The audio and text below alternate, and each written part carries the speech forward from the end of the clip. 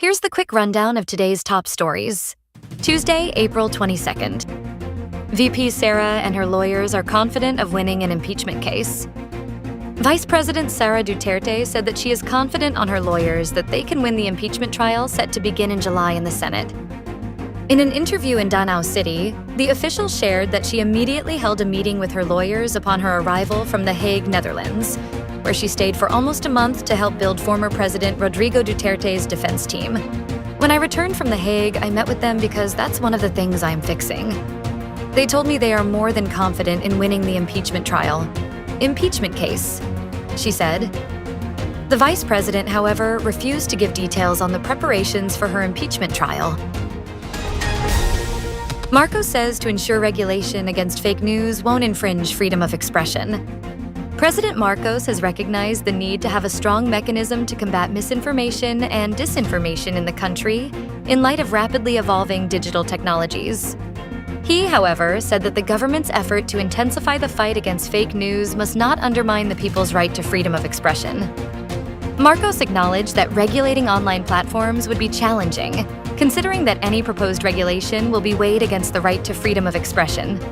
The Presidential Communications Office said, National artist and superstar Nora Onor laid to rest in final farewell. National artist and superstar Nora Onor was laid to rest after a state funeral at the Libingan ng Mga Bayani in Taguig City on April 22nd, as family, friends, and supporters gathered to bid their final farewells. Nora, 71, died of acute respiratory failure on April 16th, according to her son Christopher Ian de Leon. Nora's coffin received its final blessing before her children officially closed the casket. A crowd of fans and supporters joined Nora's family as her casket was lowered into the grave shortly after 12:30 p.m., following a gun salute.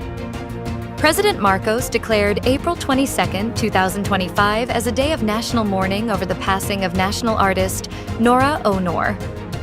Marcos signed Proclamation number 870 on Monday, April 21st. Cardinals meet at Vatican to choose date for Pope Francis's funeral.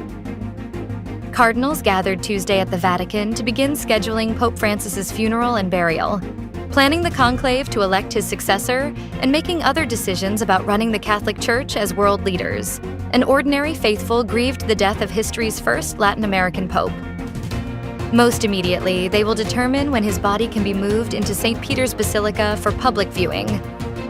The first images of Francis were released Tuesday, showing him in the wooden casket, in red vestments and his bishop's mitre, with the Vatican Secretary of State praying over him in the chapel of the Domus Santa Marta Hotel where he lived. Francis died Monday at age 88 after suffering a stroke that put him in a coma and led his heart to fail. He made his last public appearance Sunday, delivering an Easter blessing. Haji Alejandro passes away at 70. The OPM icon who fought colon cancer. OPM icon. Hajji Alejandro has passed away following a battle with colon cancer. He was 70. Haji's demise was confirmed by Gurley Rodis, the talent management for the Alejandro family, on April 22nd. It is with deep sorrow that we announce the passing of our beloved dad and son, Angelito Hajji T. Alejandro. The statement read, At this time, we kindly ask for privacy as our family grieves this tremendous loss. We appreciate your understanding and support during this difficult time, the statement added. Stay updated with the latest news. Visit our website at www.mb.com.ph